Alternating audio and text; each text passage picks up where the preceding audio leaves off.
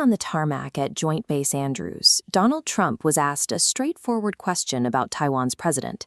His answer was casual. "I'll speak to him. I speak to everybody." Heads of state do not simply pick up the phone and dial Taipei. In the highly choreographed world of U.S. China diplomacy, direct communication between these two leaders violates a core, long-standing protocol. In 1979, Washington shifted diplomatic recognition exclusively to Beijing, ending formal ties with Taipei. That silence held firm for nearly 40 years, until late 2016, when President-elect Donald Trump accepted a congratulatory call from Taiwan's leader. Taiwan is a functioning democracy of 23 million people. Behind the diplomatic maneuvering, their security and way of life hangs in the balance. The island is also the primary producer of the advanced semiconductors that power the global economy. The chips in your car, the processor in your phone, and your local data center are forged in these facilities. Disrupting the established rules of communication carries heavy risks. A miscalculation here threatens the safety of an entire nation and the stability of the global technology supply chain. The current administration is pursuing a strategy of simultaneous conflicting signals, engaging both Taipei and Beijing with high-stakes overtures. In Taipei, President Lai Ching-te has expressed a clear willingness to accept a direct call. For his government, this is an opportunity to reinforce Taiwan's commitment to the democratic status quo. Lai also views direct access to the U.S. president as a way to raise alarms regarding China's massive military buildup currently underway across the Indo-Pacific. But while engaging with Lai, Trump is also signaling to Beijing.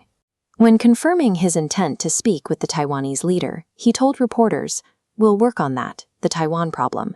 This specific phrasing, the Taiwan problem, is the exact terminology used by Chinese leader Xi Jinping. By adopting this rhetoric, the U.S. president aligns the American position with Beijing's preferred framing of the island's status. Taiwan's sovereignty has moved into the realm of fluid leverage, positioned as a central component in a broader U.S. China negotiation. Trump has made this strategy explicit, recently describing future weapon sales to Taiwan as a very good negotiating chip. That leverage is already being applied. Following a meeting with Xi Jinping in Beijing, Trump paused a $14 billion arms sale intended for Taiwan's defense. China responded to this transactional environment by withholding approval for a summer diplomatic visit to Beijing by Elbridge Colby, the Pentagon's Undersecretary of Defense for Policy. Beijing has linked these two events directly. The Pentagon's diplomatic trip remains blocked until Washington makes a final decision on whether to proceed with the paused weapons deal. The promise of a phone call, paired with delayed military support, has created a standoff, freezing critical communications between the world's two largest militaries.